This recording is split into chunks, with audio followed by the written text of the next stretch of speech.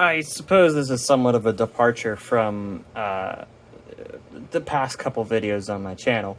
I suppose the channel overall is so new it doesn't really have a developed theme yet. But historically, well, for the past 3 videos, everything's been about stage lighting.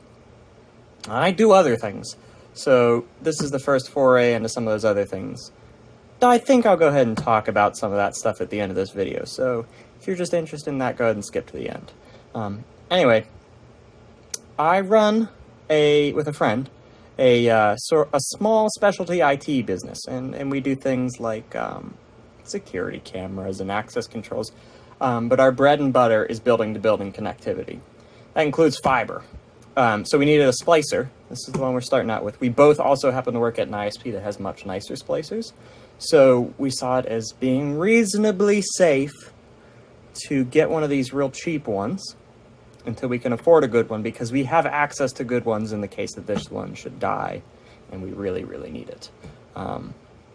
So anyway, this one's really interesting because it's so cheap. We got this one for like $800. That's ridiculous for what it does, and compared to some of the other ones. It's weird, and it's got a couple quirks, but they're nothing, you know, show-stopping. We've only used it a little bit, so we can't speak to longevity yet, but I couldn't find a ton of videos on it, so here's a look. Now, this particular one is sort of a generic one. It just came from Amazon. It seems to be a copy. You'll see a ton in this sort of case with the little drawer and the pull-out shelf, and it comes with, oh, hold on. Let me find it. It comes with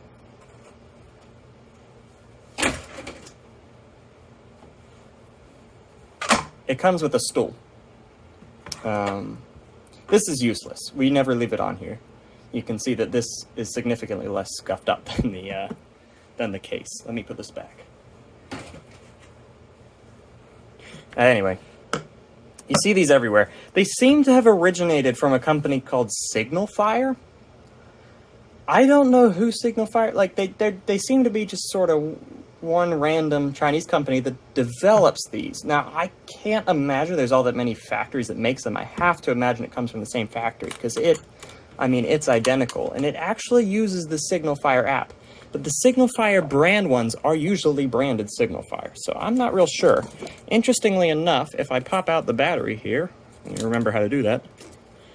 If I pop out the battery here, the battery is branded Signalfire, so I don't know.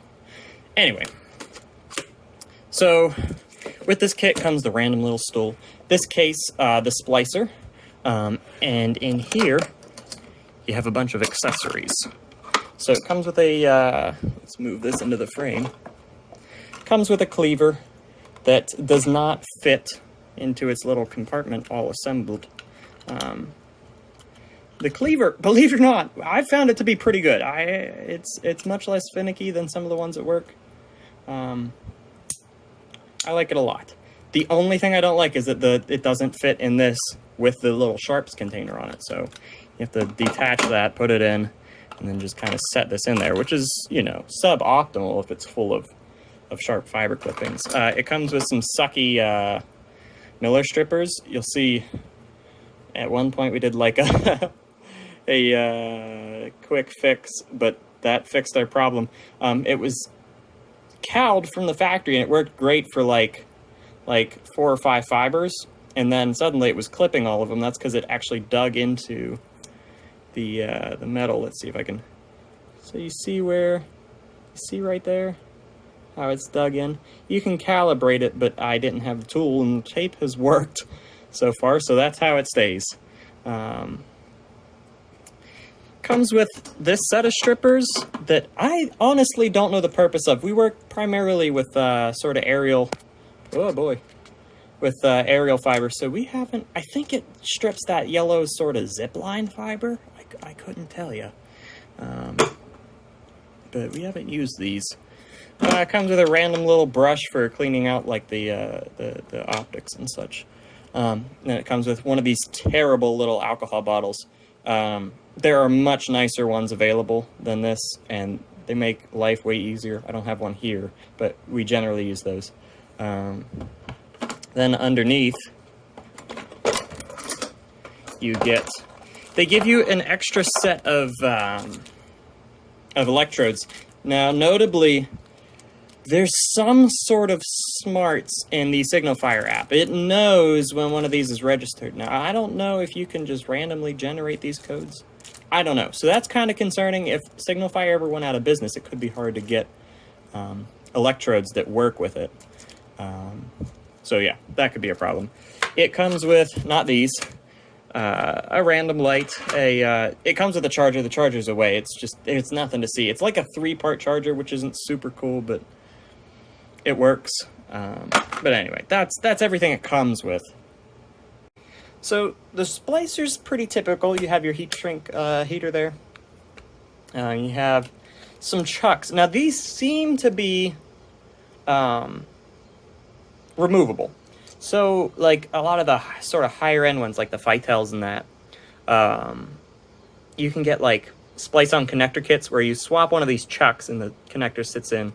You put your fiber that you're splicing on over here and it splices them, and you can make your own cables easier, things like that.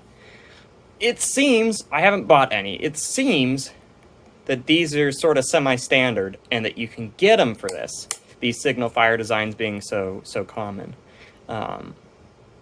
So yeah, that's something worth mentioning. We'll go ahead and boot it up here. Now, I had mentioned the app, I believe. As soon as you boot it up, it asks you to open the app. All of the settings, pretty much all of them, let me just confirm. All of the settings need to be changed through the app. I can't find any way, you know, to get to any of the settings without it. So, let me just confirm. Yeah. See, that's just VFL settings, or a optical power meter. Oh, so it does have, it does have a VFL and an optical power meter. Now, let's see here. I don't know how you turn that on. We've never used it. We have, you know, dedicated equipment for that. But yeah, it has them.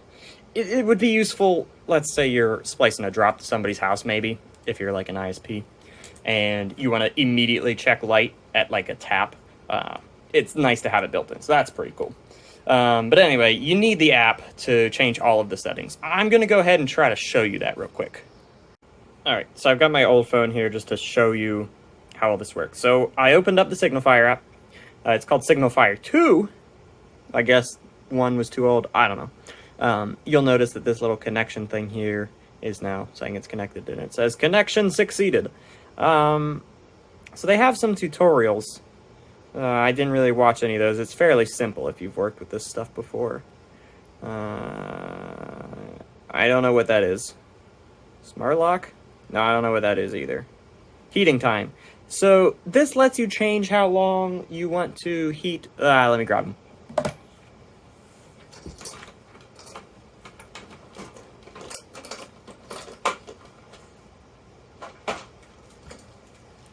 So these are the heat shrink fiber splice protectors. This setting lets you set how long you want to heat those up for. Interesting. I've never run it with the app. Apparently it talks to you. But you can set, you know, how long you want it to be. And it has presets. So these are what? These are 20, right? 40. So we'll say 40 mil. Apparently that's the suggested time. I've had 15 seconds work fine, but I don't know. I guess we'll leave it like that. You can set your fiber type. Single mode, multi-mode. If you go to multi-mode, yes. You have to do what? Oh, okay. Anyway, you can change the different types of fiber. Yeah. This, if I'm not mistaken, is the arc calibration. So it walks you through a process where it sort of burns the ends off a set of fiber and calibrates your arc. So I'm going to not do that right now. Let's see. This is just a whole bunch of more settings. Yeah. I don't use any of these. This gives you different options for the power meter, things like that. I'm sure if you turn it on, whoa. Oh, so you can calibrate it. Yeah, stuff like that. And then this is where you can go to, I must not be signed in. So you make an account and it lets you do everything. This is what I was talking about with the electrodes having some smarts. So when you buy an electrode, you have to register, a set of electrodes, you have to register it in this app for the splicer to accept them. So there's a splice count over here, and as soon as you run out, you have to replace them. Now, it won't let you do that unless you have a valid set of electrodes. You scan the QR code that was on them, and it decides whether it's valid or not. So, like I said, that's one of those things. If Signalfire goes out of business, you're probably kind of out of luck unless somebody can figure out how to crack that. This isn't connected. Well, this is connected to the internet, so it must hit their servers. I don't know. Maybe somebody knows what you can do about that. I don't. So, sorry. Anyway, that's the app. I never use it. It works pretty well on its own. We always use the same size splice protector. It's rare that we have to deviate from that. And if we do, you just open up the app and you can swap that real quick without signing in or any of that. But yeah. So let's go ahead. We'll do a splice real quick and I'll just show you how it goes. All right. So here I've got just a random scrap of flat drop 12. This is pretty standard stuff. We put this up for a lot of clients who just have real basic building-to-building needs. It can be lashed to two-strand with lashing wire, or it can just be hung with these things called P-clamps and sort of self-support for short spans that aren't super mission critical. This is also what ISPs will tend to drop to people's houses. They'll either use this or some smaller count fiber like 2 or 4. But yeah, it's pretty standard stuff. So we'll go ahead and start this splice. What we'll do, we'll just split one end and splice 2 of the fibers in here together. So we have a little strip tool. I'm going to do my best. I have the camera sort of right in front of me and I'm working around it, which is a little inconvenient, but we'll do our best here. So we'll just clip this guy on. We'll give it a tug, trying not to bump the camera or punch it. Oh boy, there we go. Oh no, I forgot my side cutters. Let's make do. What do we got? Oh, okay, these ought to work. So we'll just, so that splits in here. You've got a couple fiberglass strength members, and then you have a buffer tube. Now, annoyingly, this is gel filled, so I'm gonna make a mess here, but that's okay. So we'll clip all this out of here. So clip this. Whoa! The dog got caught in the tripod there. She has to be at my feet at all times, which is inconvenient in this situation where there's a whole bunch of stuff in front of my feet, but... Okay. Just break that, that pull line. Okay, let's adjust the tripod again. She's still standing under there, so I wouldn't be surprised if there was another jolt. Okay, she's laying down, so hopefully she'll stay still. Okay, so we are going to just soak this piece of paper towel with isopropyl. These things, you have to loosen them a little bit to let them suck in some air while you're dispensing alcohol.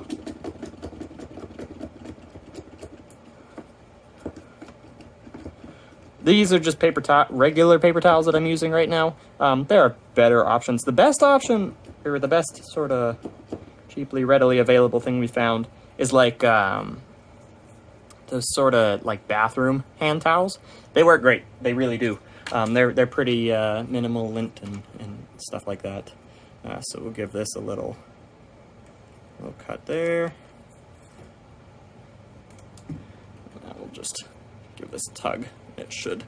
Sometimes it needs a little bending. There we go. I don't know if this is in focus.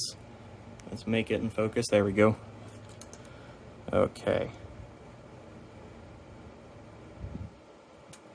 So we will try to get this grease off in as clean a manner as possible. All right, we'll set that somewhere where it won't make a mess. We'll give this a couple little wipes.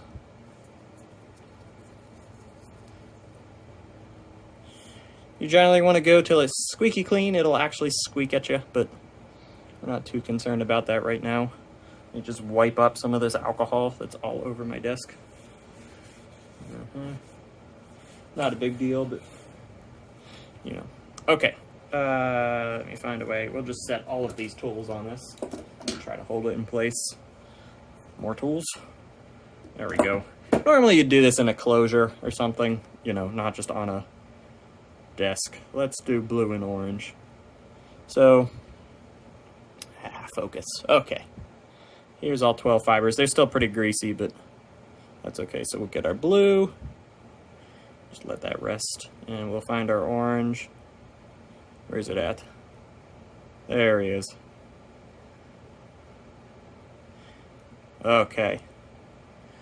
So we'll splice together our blue and orange fibers. Those are fibers 1 and 2 in the color code of 12 fibers. So we will clean these a little more thoroughly. And our blue. Ooh, it's starting to rain out. Okay, and we will put on our splice protector. Don't forget the splice protector. It sucks when you cleave the fiber and then realize you forgot it. Or if you do the whole splice and then realize you forgot it. So we'll put that through there. Slide it down. Okay. So now we'll see if these Miller strippers are going to cooperate with us. We'll check focus again here. There we go.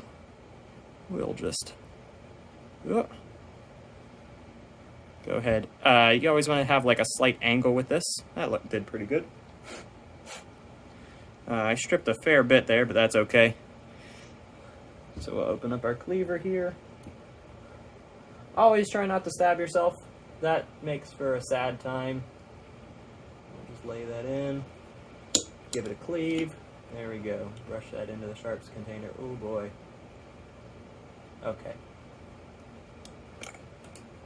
So our fiber's cleaved. You know what I forgot to do?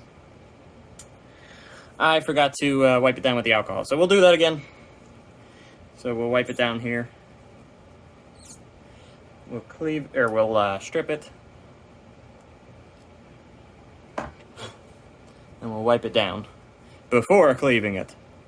Just make sure you don't have any remaining enamel or anything on it. And we will once again lay this in our cleaver.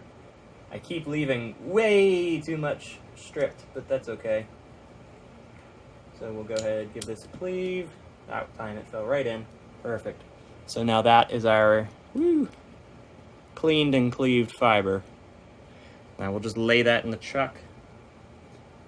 Excuse me leaning in here. Okay. So that's placed. Now we will do the orange. Give it, we already wiped it, so we will go ahead and use the Miller strippers on the smallest hole. Slight angle, pull out. Wipe her down. Once again, we will place in the cleaver. Close it, give it a cleave.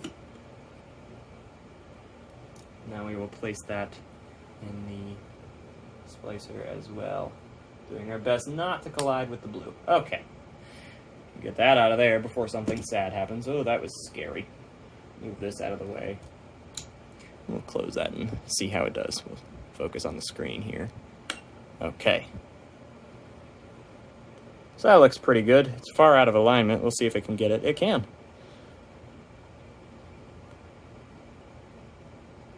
I don't know what just happened there. Oh!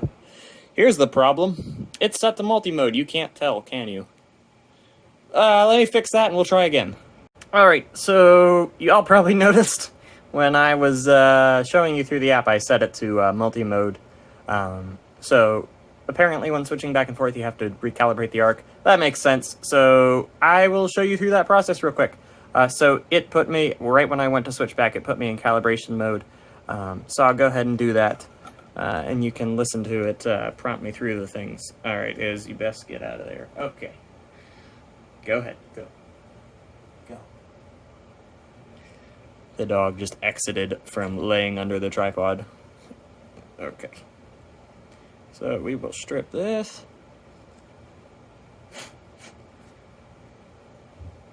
Let me grab a piece of paper towel.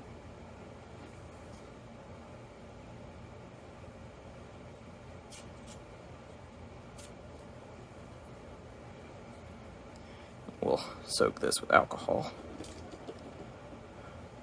Give it a clean. Squeaky clean. Now we'll go ahead and cleave this.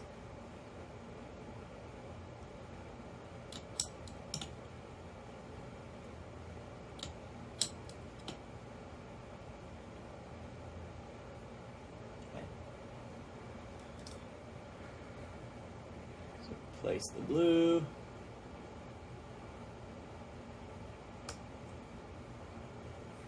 We'll do the same with the orange. Strip it.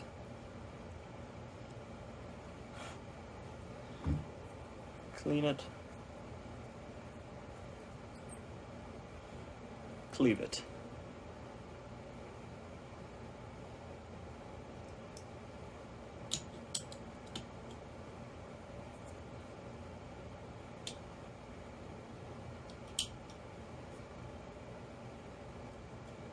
Now we'll place the orange. Let me reach around and just lean over here. Okay.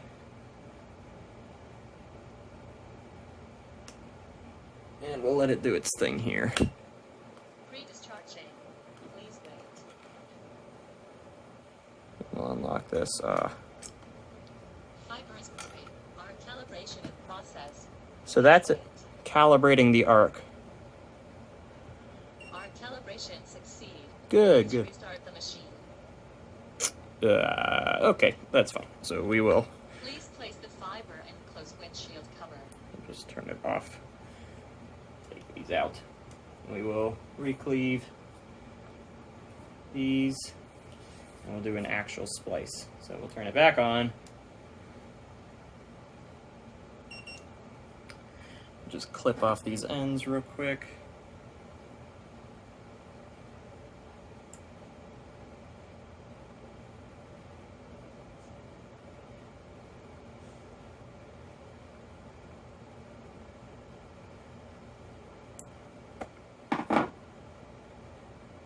Okay. So we will strip.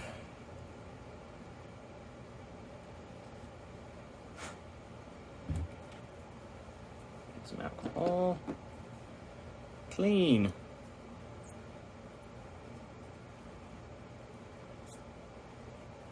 And cleave.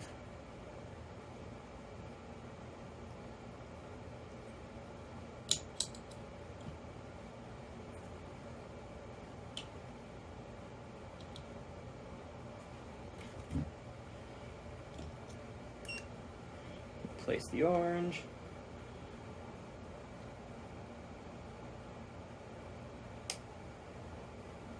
Now we'll do the blue. We will strip.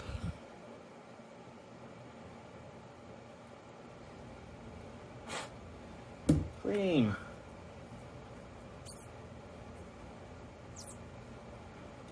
And cleave.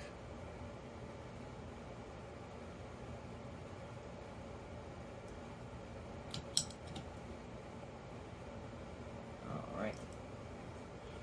Pop that in. Close this up so those don't escape and it doesn't crush anything. We'll place our blue. And we'll go ahead and try this once again. Alright, that looks pretty good.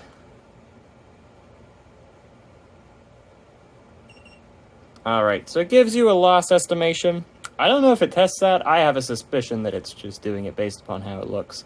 But it gives you the angles they were cut at and all that stuff. So we will go ahead, slide our splice protector over, open up our heater. Open it up, it'll do like a strength test. We'll beep at you again if I'm not mistaken. Yep. So we'll open these, get our splice protector placed. Oh boy, okay.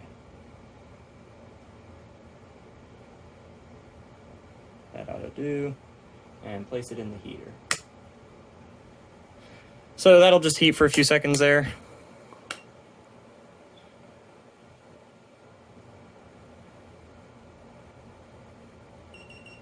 All right, and that means it's done. The little red light will go off. It beeped because there was nothing loaded in here when I closed it, so that was just it saying, hey, I have nothing to splice. We knew that. So we'll go ahead and open this up.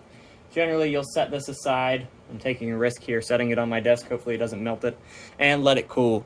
Now, you know when it's cool, when it goes sort of translucent. It will be, you know, sort of opaque. And not as easy to see through. You see how it's changing? I don't think you can, but my eyes can. So, anyway, that's a splice on it, and a whole bunch more, and art calibration and everything. But yeah, it's been yielding good results. They all test good. It's pretty good at being able to tell when it's not going to be able to splice too. So like if you have a booger on the glass where it didn't cleave well, it's pretty good at spotting that and saying, hey, I can't splice that. But yeah. So far, so good. It's a definite risk buying something like this. You never know how long this business is going to be in business. And when they go out of business, who knows if you'll be able to find parts to fix it, if they'll be able to... You never know. You never know when it's going to break or if you'll be able to find anybody to fix it. It's one of those things where it'll make up the money you've spent on it so fast, it's pretty much disposable, which is a pretty terrible thing, but it's the truth. So yeah, they work pretty well. That's the story of a lot of things on this channel, I suppose. Cheap, and they work, but you can't really rely on them. Time will tell whether it lasts or not, so we will see. If it kills itself and if it breaks itself in the future here, I'll go ahead and update y'all and let you know. But yeah, that's just a brief look at this. So, some updates on the channel. Well, just an explanation of the channel. I have like 3 sort of jobs. My first job is I work for a small ISP. I do everything from installs to troubles to some small fiber building. So that's my day job. And then sort of in the evenings and nighttime and weekends, I run 2 businesses. One of which y'all are aware of, that's a stage lighting business. I go around with a couple bands and do lights. That's growing rapidly, so you've seen some stuff relating to that. I also run the specialty IT firm that I've mentioned here. So the channel is going to reflect the activities happening in those different things. So the content will be pretty varied. It's mostly been, I guess it won't be all that varied. It'll be mostly sort of fiber stuff, stage lighting stuff. I also have plans to do some electronic stuff. I have this thing, hold on. I have this guy I've just been messing with. This is a tiny FPGA BX. Just a little FPGA on a board, on a prototyping board with some open source software available for it. I don't know if this will be powerful enough. I'm looking to mess with some modulation and learn some more about that, and I'm hoping this will be enough power to do some basic stuff. So maybe keep an eye out for that and some electronics videos if y'all are interested in this sort of stuff. Yeah, I mean, you've seen I'm sure y'all have seen the jukebox video where that was mostly sort of DIY electronics centered. But yeah, that's another possible theme. My point here, this channel is going to be a bunch of random stuff. It's just basically things I'm messing with at any one time. So it's going to be inconsistent. Sorry about that. I may introduce projects that never get finished, as y'all are already aware of. But I don't have a ton of free time at this time. So sometimes I have an idea and I want to do it, but I just don't have the time. So, you know. Anyway, that's that. Thank you for watching, and wow, look at all the alerts. That hasn't been on for months. Keep an eye out for more videos, and thanks for watching.